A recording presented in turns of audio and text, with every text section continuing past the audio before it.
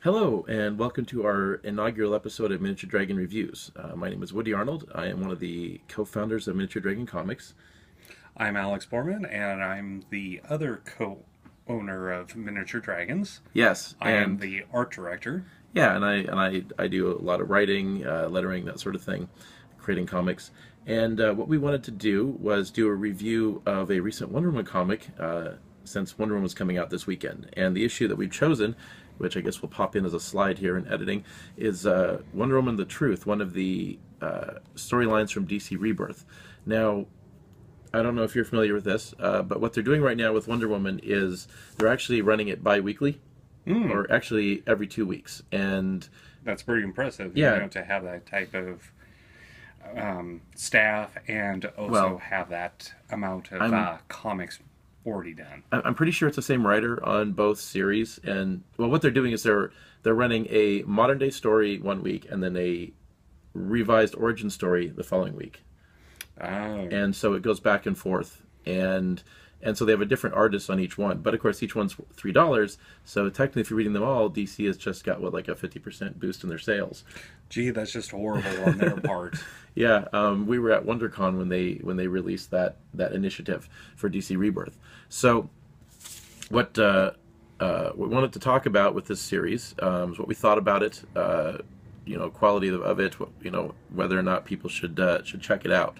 The series is by Greg Rucka. The art of this arc is by Liam Sharp, and we actually went back about 5 issues because turned out that the end of the arc started actually just came out this week, and so it didn't make much sense to review the ending of it. Figured we'd go back to the beginning. Right, so within Wonder Woman Rebirth, we're doing number 15.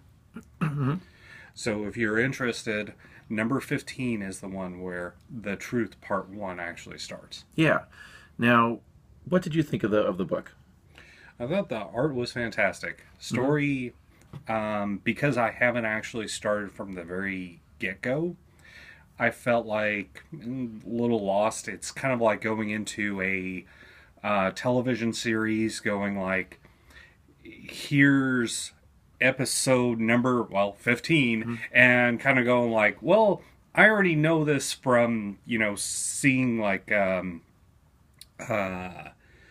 everything else that about Wonder Woman because of the Justice League cartoons, Right. the movies that she's been in, the wonderful 1970s Sure. spinning tiara. I really liked that when I was a kid. Oh, yeah. As a kid, it was fantastic. Well, But as this goes, there was definitely some parts where, for me, it's retelling the story, and the characters are different enough that I didn't recognize some of what was going on with the plots, subplots, and such. One thing that I thought was quite interesting that made me do a double take was actually there's a part where they go to New York, and there was some other characters that were in that area. yeah. I actually thought it was done by a different artist. Yeah, I noticed that too. Like, I mean, not So that you did notice the well, style kind of has a different feel. it felt there were times when the style felt very rough. I watch a lot of review shows myself, and one of the comments that is common I hear is that the reviewers talk about deadlines when they're commenting on the art, and like sometimes the art feels As an art rushed. director, I know that quite well. Yeah, and there were places where it was obvious the artist spent more time. The beginning of the book has a very beautiful feel as Diana is in a hospital. Yeah, that was actually one of the weird things. Like, kind of getting to my opinions on it. I thought that this was the least Wonder Woman book of the Wonder Woman series that you could possibly imagine. Oh. She was hardly in it, and they never even confirmed that the Wonder Woman that you were looking at was actually Wonder Woman. In fact, they left the implication that it might not actually be her. So it's definitely one of those things of impression-wise of what they did is it felt enough that it was her because she has that very classic black hair, blue eyes that Diana is definitely known for. Sure. But it's enough of this could just be another lady that's in a mental institution or some sort of place that Yeah. she's being taken care of. Well, I did want to say though, one of the things that struck me, and I'm kind of looking at it again here as I'm skimming through the app, is the way the panel layouts were done was very interesting, and I actually realized that it was matching the brickwork in her room, Yes. and they tried to make it kind of get the feel of a shattered psyche, and there clearly is more going on.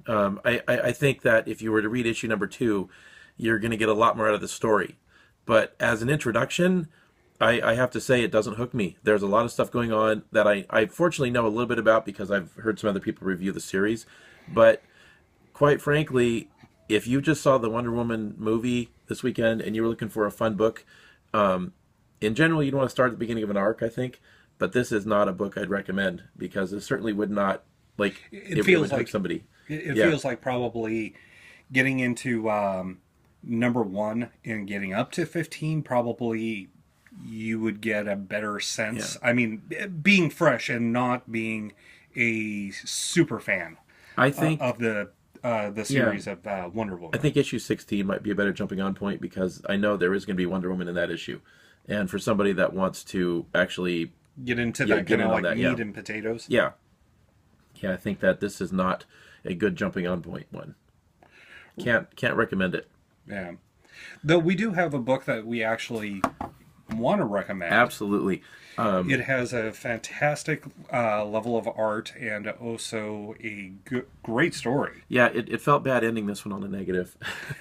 Sorry for fans of Yeah. Wonder Woman, but Well, it just We'll probably come back to Wonder Woman when we do our next full episode and when we review multiple books after the movie comes out and probably find another one that we would recommend. But recently at Half Price Books, while scouting out books for the show, I found this, which is the first Conan trade from the recent series from Dark Horse Comics.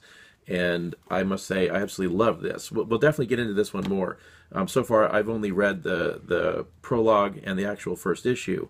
But just looking, let's see, trying an example here of the art is absolutely stunningly beautiful.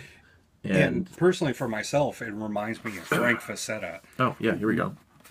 I mean, it just has a very painterly look to it, and it just has a great level of emotion and style. I mean, the faces definitely pop out of you can see the lady screaming as, somebody gets killed next to her or Conan grabs her arm. Yeah. And everybody just has personality. They just don't feel like, oh, here's NPC number 5 that's going to get slaughtered. No, it's a person that just got hacked by Conan. Absolutely. It's written by Kurt Busiek, artist Carrie Nord and Thomas Yates. This book just looks fantastic. And it also, by the way, for fans of the sword and sorcery genre, is quite bloody. They don't hold back. Not really any swearing to speak of that I've seen so far. And they push the boundaries of the PG-13 format as much as they can. I mean, I guess it's somewhere between 13 and R. I mean, there is nudity in the book, but there's no full frontal nudity. It's right. It's more presented. of a tasteful. Yeah, I'd say that's fair. But I am looking forward to reading the rest of this book. Absolutely. I had an absolutely fantastic time reading the first 2 parts of the book, and I cannot wait to read more and also to review the book on a future episode.